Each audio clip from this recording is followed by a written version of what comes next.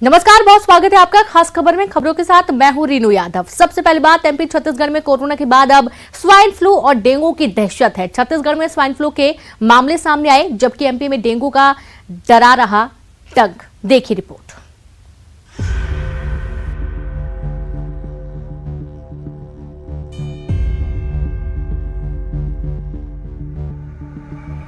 Corona के बाद भी एमपी छत्तीसगढ़ की मुश्किलें कम नहीं हो रही है। अब छत्तीसगढ़ को स्वाइन फ्लू सता रहा है, तो एमपी में डेंगू का डंक मुसीबत बढ़ा रहा है। स्वाइन फ्लू छत्तीसगढ़ में कहर बरपा रहा है। बिलासपुर में स्वाइन फ्लू के 5 एक्टिव केस सामने आ चुके हैं। बिलासपुर के निजी अस्पताल में इलाज करवा रही जांजगीर चांपा की एक महिला निशा देवांगन की मौत हो चुकी है, लेकिन आदेश के बाद डेंगू, मलेरिया, स्वाइन फ्लू के मरीजों की डेली रिपोर्ट स्वास्थ्य विभाग को नहीं भेजी जा रही है, जिससे मरीजों की ट्रेवल हिस्ट्री की जानकारी जुटाने में विभाग को मशक्कत करनी पड़ रही है। हालांकि स्वास्थ्य विभाग ने स्वाइन फ्लू समेत अन्य मौसमी बीमारी को लेकर अलर्ट जारी कर दिया है।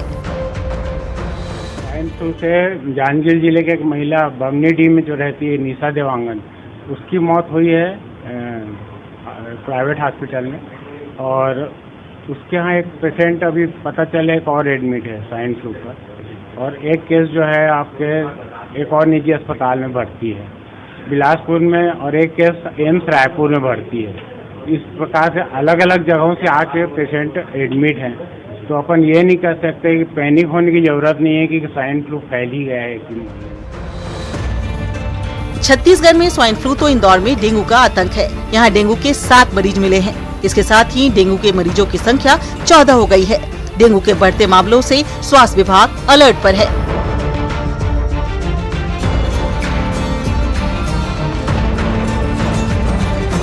डेंगू और स्वाइन फ्लू के बढ़ते मामले एमपी और छत्तीसगढ़ को डरा रहे हैं। स्वास्थ्य महकमा अलर्ट रहने की बात कह रहा है, लेकिन इसके बाद भी डेंगू और स्वाइन फ्लू के मामले बढ़ रहे हैं। सिर्फ अलर्ट जारी करने की जगह लोगों की सुरक्षा के लिए इंतजाम किए जाने की जरूरत है। Bureau report, news 18। तो आपने पूरी रिपोर्ट देखी है, जहां एक तरफ कोरोना से लोगों में डर का माहौल बना हुआ था, और ये जो बीमारी सामने आई है डेंगू और स्वाइन फ्लू, इसके चलते भी अब लोगों के मन में और डर बढ़ चुका है। कुछ गाइडलाइंस भी जारी की गई, जिनको फॉलो करना आपकी जिम्मेदारी है। सीधे रुक करेंगे इंदौर से विकास सिंह चौहान, और साथ ही विनोद कुशवाहा बिलासपुर से लाइव जुड़ गए हैं। तो सबसे पहले तो विकास आपके पास आते हैं। हम देख रहे हैं कि कोरोना का डर तो था ही, अब स्वाइन फ्लू और डेंगू का दंश भी झेल रहे हैं लोग।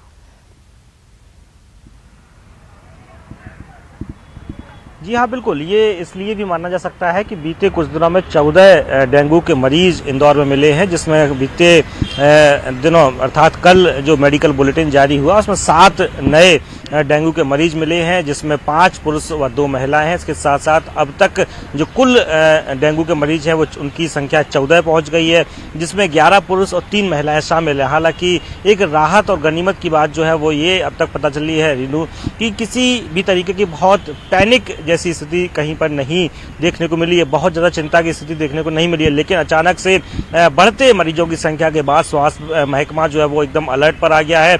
जिन जगहों पर डेंगू के मरीज मिले हैं उस इलाकों में लगातार सघन अभियान चलाया जा रहा है, सर्चिंग की जा रही है, और इसके साथ साथ एडवाइजरी भी जारी की जा रही है कि जिस जगहों पर पानी जमा है वहां पर दवाओं का छिड़काव किया जाए। इसके साथ साथ जहां प्रयास ये रहने चाहिए सभी रहवासियों के कि किसी भी तरीके का जल जमाव जैसी स्थिति निर्मित ना हो। लेकिन कहीं ना कहीं इसके बाद अब कई सवालिया निशान खड़े हो रहे हैं कि आखिर क्यों नहीं स्वास्थ्य महकमा उस वक्त जागा जब जल जमाव की स्थिति निर्मित हो रही थी, क्यों नहीं उस वक्त दवा का छिड़काव किया गया। हालांकि इसको लेकर पहले से ही मीटिंग हुई थी, और मीटिंग में निर्देश भी दिए गए थे कि समय रहते दवाइयों का आवश्यक छिड़काव कर लिया जाए, ताकि किसी प्रकार के लार्वा उत्पन्न ना हो। अब इसके बाद कहीं ना कहीं स्वास्थ्य महकमा जब मरीज मिलना शुरू हुए हैं तब मैदान में देखने को मिल रहा है, लार्वा कहीं मिल रहे हैं तो उसको नष्ट किया जा रहा है। इसके साथ साथ दवाओं का भी अब छिड़काव किया जा रहा है।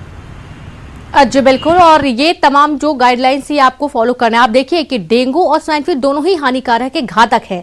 अब हम रुक करेंगे बिलासपुर का। विनोद, देखा जा रहा है कि डेंगू और स्वाइन फ्लू दोनों ही फैल रहा है, मरीज भी सामने आ रहे हैं।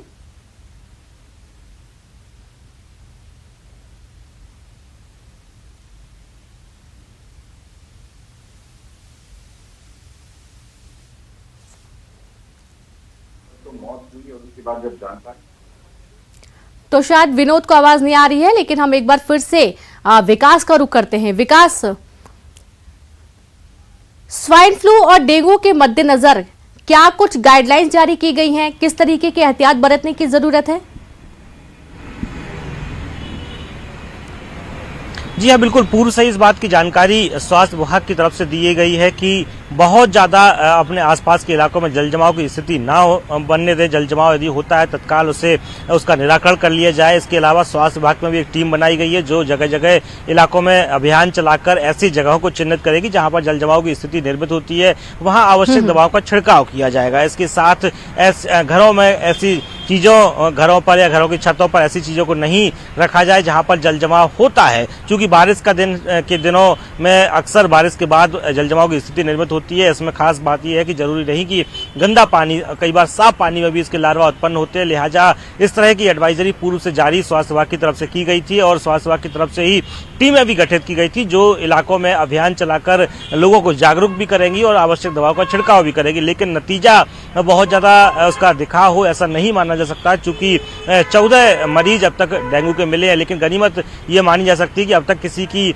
जो स्थिति है, किसी मरीज की जो सेहत है वो बहुत ज्यादा नहीं बिगड़ी। अभी सब नियंत्रण में जो मरीज हैं वो बताए जा रहे हैं और जल्दी स्वास्थ्य में सुधार भी हो रहा है। लेकिन ये हालात कहीं और अधिक विपरीत ना हो जाए और ज्यादा लोगों की परेशानियां ना बढ़े, इस वजह से स्वास्थ्य महकमे को और अपने अमले को और तेजी से काम करना होगा। न सिर्फ शहरों में बल्कि ग्रामीण इलाकों में ये अभियान जो है वो खासकर और अधिकता के साथ और अधिक तेजी के साथ चलाना होगा। रीनू जी बिल्कुल, और ये वो जरूरत है जो प्रत्येक व्यक्ति की पहली जिम्मेदारी है विकास, क्योंकि हम अक्सर देख पाते हैं कि जो निचली बस्तियां होती हैं, जो छोटी बस्तियां होती हैं, निम्न वर्गीय बस्तियां, वहां पर ज्यादातर ऐसा संक्रमण फैलता है और देखने को मिलता है। खासतौर पर डेंगू की यदि बात करें तो बारिश के समय में जैसे ही बारिश खत्म होने को होती है, पानी के जलभराव की वजह से गंदगी होती है और उसकी वजह से मच्छरों के लार्वा तेजी से पनपते हैं, बीमारियों का खतरा भी बढ़ता है। डेंगू के साथ साथ अन्य जो मौसमी बीमारियां होती हैं उनका भी खतरा बना हुआ है।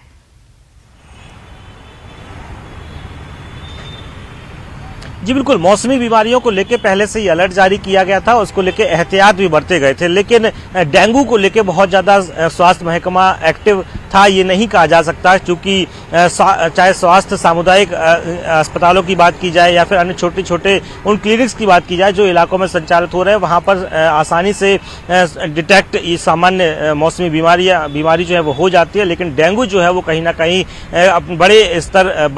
बड़ा रुख ले लेता है। यही वजह है कि शुरुआती स्तर पे ही इसका इलाज करा लेना चाहिए। जिस प्रकार से आपने जिक्र किया कि निचली बस्तियां या निम्न वर्गीय जो इलाके हैं जहां पर बहुत ज्यादा ऐसी जलजमाव की स्थिति होती है, विकास आपको रोकना चाहेंगे, हम विनोद का भी रुख करेंगे क्योंकि बिलासपुर में स्वाइन फ्लू का खतरा देखने को मिलता है, स्वाइन फ्लू की दहशत है। विनोद, किस तरीके के हालात हैं, कुल कितने मामले सामने आए हैं और कैसी स्थितियां उन मरीजों की हैं जो कि स्वाइन फ्लू से जूझ रहे हैं अभी? देखिए, बिलासपुर की जहां तक बात कर ले रेनू, तो स्थिति काफी गंभीर हो रही है। ये तो महिला की परसों जब मौत हुई और उसके बाद सारा मामला खुलासा हुआ और सबसे बड़ी मजबूरी ये है स्वास्थ्य विभाग की कि जो निजी अस्पताल में लोग इलाज करा रहे हैं उसकी जानकारी स्वास्थ्य विभाग को नहीं है कि कितने मरीज भर्ती हैं, जबकि जो आंकड़े बता रहे हैं कि करीब 2 दर्जन से भी ज्यादा मरीज जो संदिग्ध मरीज हैं स्वाइन फ्लू के, उनका इलाज अलग अलग अस्पतालों में हो रहा है। तो ऐसी कोई व्यवस्था स्वास्थ्य विभाग ने नहीं की है कि स्वाइन फ्लू के अगर मरीज भर्ती हैं तो उनकी जानकारी जुटा सके, उनकी हालत के बारे में पता लगाया जा सके। दूसरी सबसे बड़ी गंभीर बात यह कि 2 साल पहले तक स्वास्थ्य फ्लू को लेकर के वहां पर जांच की व्यवस्था की जाती थी, दवाइयां थी, लेकिन न तो इंजेक्शन है और ना ही जांच की सुविधा है। तो ऐसे में स्वाइन फ्लू से कैसे लड़ा जाएगा तब, जबकि कोरोना जो है वो परेशान कर रहा है, डेंगू परेशान कर रहा है और मलेरिया परेशान कर रहा है। तो इस तरह की चुनौती बनी हुई है स्वास्थ्य विभाग के सामने और कोई इंतजाम जो है वो नजर नहीं आते हैं। स्वास्थ्य विभाग अपनी मजबूरी जता करके पल्ला झाड़ लेता है। और नगर निगम की जहां तक बात करें तो एक छोटी सी बात बताना चाहूंगा कि अभी बाढ़ के हालात खत्म हुए हैं, बारिश अब धीरे धीरे विदा हो रही है और तब ऐसे हालात में नगर निगम जो है प्रस्ताव बनाने की बात कर रहा है कि जिन इलाकों में जल भराव होता है वहां पर ड्रोन से तस्वीरें खींची जाएंगी और राहत दी जाएगी। वो तब जब वो प्रस्ताव पास हो जाएगा। तो कुल मिलाकर होता यही है, जब स्थितियां बिगड़ जाती है तब विभाग जागता है और यहां पर भी कमोवेश यही था कि अलर्ट का निर्देश जारी कर दिया गया, लेकिन किसी को भी यह जरूरत नहीं थी कि अगर स्वाइन फ्लू के मरीज मिल रहे हैं तो उनकी तहकीकात की जाए, उनका इलाज मुहैया कराया जाए। ऐसी कोई जिम्मेदारी किसी ने निभाई नहीं है और यही वजह है कि 2 दर्जन के आसपास जो आंकड़ा है वो धीरे धीरे पहुंच रहा है। जी रीनू, वाकई में साफ तौर पर समझ में आ रहा है कि लापरवाही, गैर जिम्मेदाराना रवैया अपनाया गया है, क्योंकि सभी को मालूम है कि हर साल ऐसे खतरे सामने आते हैं, ऐसी बीमारियां सामने आती है। विनोद, और ये भी जानना चाहेंगे कि स्वाइन फ्लू के मद्देनजर क्या प्रिकॉशन रखने की सख्त जरूरत होती है?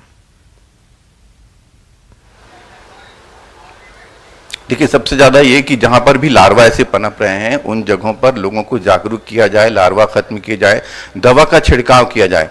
लेकिन नगर निगम के बिलासपुर के शहर के 70 वार्डों की बात कर ले तो ऐसा कोई भी दवा का छिड़काव नजर नहीं आता है। चूंकि अभी बहुत जगहों पर बाढ़ की स्थिति पैदा हुई थी, नालियों का गंदा पानी जो है वो लोगों के घरों में घुस गया था, तो जाहिर सी बात है कि जलजनित बीमारियां जो है वो फैलेंगी। उसके इंतजाम जो है नगर निगम नहीं किए और ना ही स्वास्थ्य विभाग ने इस तरह की कोई जागरूकता का अभियान छेड़ा।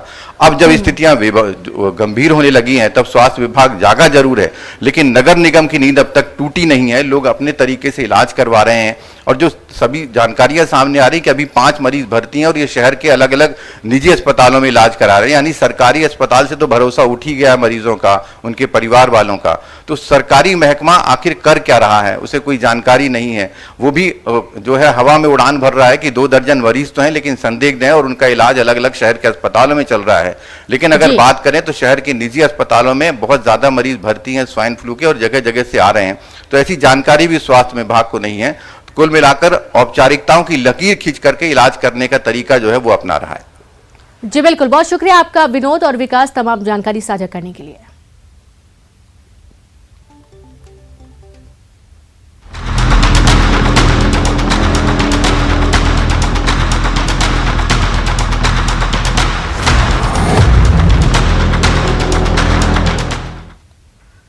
भोपाल के बड़ा तालाब में डूबा क्रूज बाहर निकल आया है। भारी बारिश के बाद डूबे क्रूज को पानी से निकालने के लिए काफी मशक्कत करनी पड़ी और आखिरकार मिशन क्रूज कामयाब हुआ।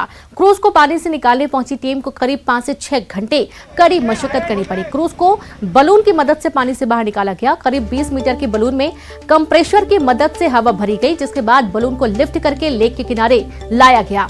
क्रूज में भरे पानी को मोटर से बाहर किया जा रहा है। क्रूज के डेक में खिड़कियों के टूटने से पानी भर गया था।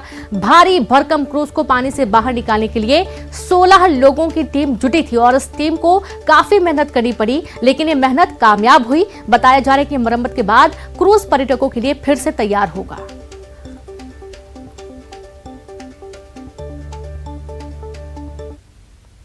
शान लेक प्रिंसेस क्रूज अब पानी पर आ चुका है और पानी के ऊपर इसे लाया गया है, जो कि हैदराबाद से और कोची से एक्सपर्ट्स की टीम राजधानी भोपाल पहुंची थी और करीब 7 से 8 घंटे की कड़ी मशक्कत के बाद इस क्रूज को पानी के ऊपर लाया गया है। आप देखेंगे कि जो टेक्नीशियन है उन्होंने बलून की मदद ली थी और 20 मीटर लंबे बलून में कंप्रेशर की मदद से जो हवा भरी थी, जिसकी वजह से आप ये जो क्रूज का पहला हिस्सा है देख रहे हैं, ये यहाँ पर पानी के ऊपर आ गया है और बड़ी बड़ी जो मोटर्स आपको दिख रही है, 2 से 3 मोटर की यहाँ पर मदद ली जा रही है, जिससे क्रूज के अंदर जो पानी भर गया था उसको बाहर निकालने का जो काम है वो किया जा रहा है। आप देखेंगे कि जिस तरीके से पानी बाहर निकाला जा रहा है, बहुत ज़्यादा जो पानी है वो क्रूज के अंदर भरा हुआ था और आप देखेंगे कि जो लोग हैं वो यहाँ पर जो जलकुंभी है जो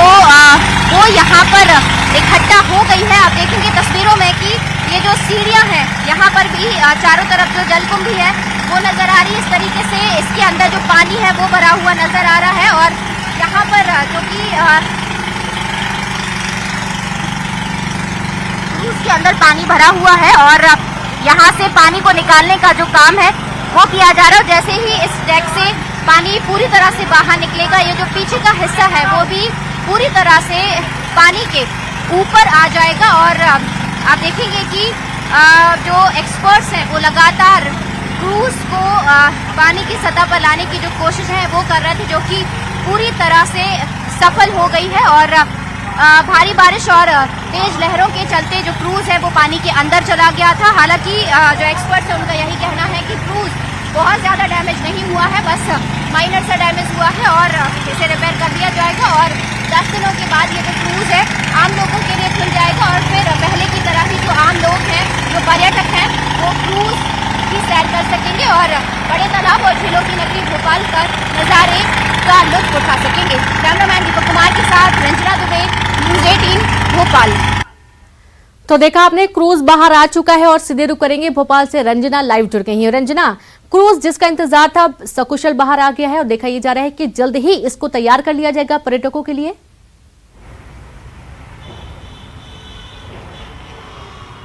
जी रेनू, बिल्कुल 3 से 4 दिनों का इंतजार जरूर रहा, लेकिन एक्सपर्ट्स की टीम भोपाल पहुंची हैदराबाद और कोच्चि से, और लगातार जो टेक्नीशियन की टीम है वो इसमें जुटी हुई थी। और किस तरीके से बलून को क्रेन की मदद से पानी के अंदर उतारा गया, फिर 20 मीटर जो बलून था उसमें कंप्रेशर की मदद से हवा भरी गई और फिर उसे क्रूज का जो पहला हिस्सा है उसके नीचे डाला गया और लिफ्ट करके जो पहला हिस्सा है उसको धीरे धीरे लेके किनारे लाया गया। और ऊपर आने के साथ ही क्रूज पर जो लोग हैं वो पहुंचे, और जिस तरीके से क्रूज के अंदर बड़ी संख्या में जो जलकुंभी है वो पहुंची है। बहुत ज़्यादा जो जल भराव है वो क्रूज के अंदर हुआ है, क्योंकि कांच की जो खिड़कियां हैं वो टूटी हुई थी और इसी के चलते जो पानी है वो क्रूज के अंदर भरा और क्रूज नीचे पहुंच गया, पानी के नीचे पहुंच गया। जिस तरीके से राजधानी भोपाल में भारी बारिश हुई थी और बोट क्लब में लगातार ऊंची ऊंची जो लहरें हैं वो उठ रही थी, लेकिन अब क्रूज पानी की सतह पर आ गया है और अब इसे रिपेयर करने का जो काम है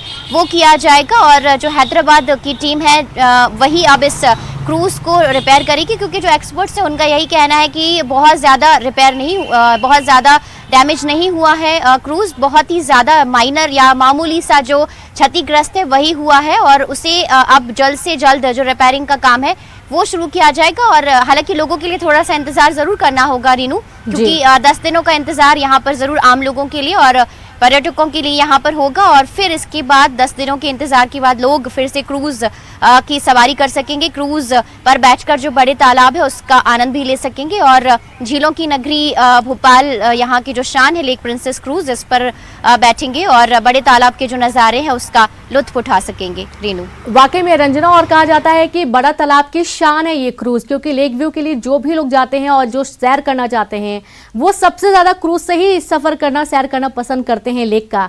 और देखा यह भी गया था कि लोगों के मन में काफी सवाल भी आ रहे थे कि ये कब तक ठीक होगा, कितना जल्दी ठीक होगा। अच्छी बात यह है कि टेक्नीशियन टीम ने बहुत जल्दी से इसे बाहर निकाल लिया और इसे जल्दी से जल्द मरम्मत करके वापस से पर्यटकों के लिए खोलने की बात कही जा रही है। तो कहीं ना कहीं पर्यटक भी काफी खुश हैं।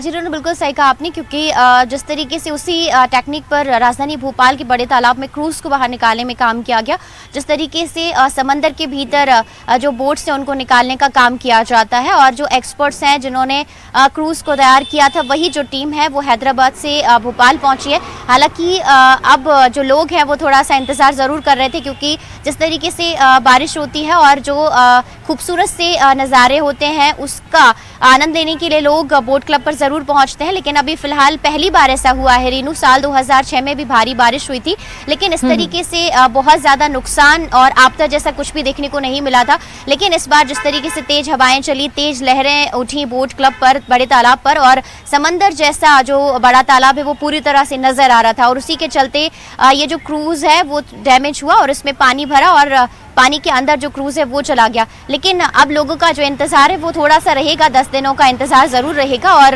10 दिनों के बाद जो लोग हैं वो क्रूज की सवारी कर सकेंगे और बोट क्लब पर जब वो पहुंचेंगे तो अपने पूरे परिवार के साथ इस क्रूज की सवारी कर सकेंगे। क्योंकि जब भी कोई फंक्शन होता है या वो कहें एंगेजमेंट सेरेमनी हो या फिर जो बर्थडे हो, इस तरीके के जो छोटी मोटी फंक्शन है वो लोग क्रूज पर आकर ही सेलिब्रेट करते हैं, और बहुत ज़्यादा जो मस्ती भरा जो माहौल है वो एक तरह क्रूज के अंदर बन जाता है, और इसी तरह से लोग वहां पर घूमते हुए, मस्ती करते हुए और खूबसूरत से जो नज़ारे हैं उनके मजे लेते हुए और जो अपना प्यारा सा जो बहुत ज़्यादा जो टाइम है उसको अपने परिवार के साथ बिताते हैं। तो ऐसे में लोगों को इंतज़ार ज़रूर है इस बात का कि जल्द से जल्द क्रूज रिपेयर हो जाए और फिर से लोग वहां पर पहुंचे और क्रूज की सवारी का आनंद ले सकें। रेनू, बिल्कुल। और साथ ही रंजना, इस पूरे घटनाक्रम के बाद से एक चीज और सीखने की जरूरत है कि अगली बार जब भी बारिश हो या जब भी बहुत ज्यादा जलस्तर बढ़े, इसे सुरक्षित कैसे रखा जा सकता है। क्या ऐसी भी कोई जानकारी मिल पाई टेक्नीशियन टीम से?